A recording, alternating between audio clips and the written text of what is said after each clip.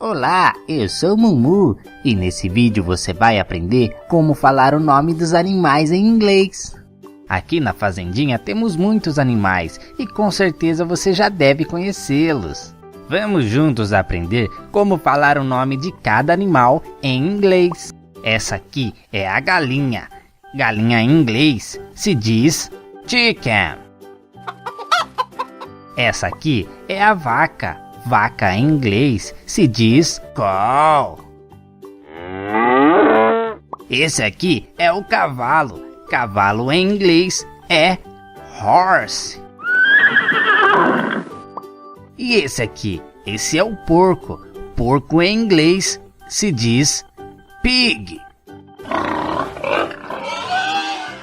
Essa aqui é a ovelha. Ovelha em inglês se diz sheep.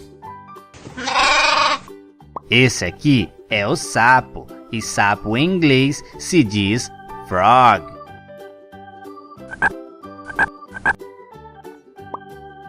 E esse aqui é o pato, pato em inglês se diz duck. Esse aqui é o coelho, coelho em inglês se diz rabbit.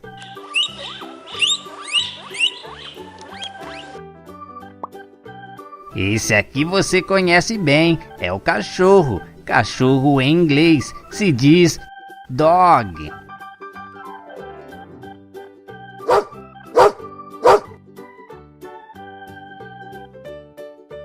Esse fofinho você também conhece, é o gato. Gato em inglês se diz cat.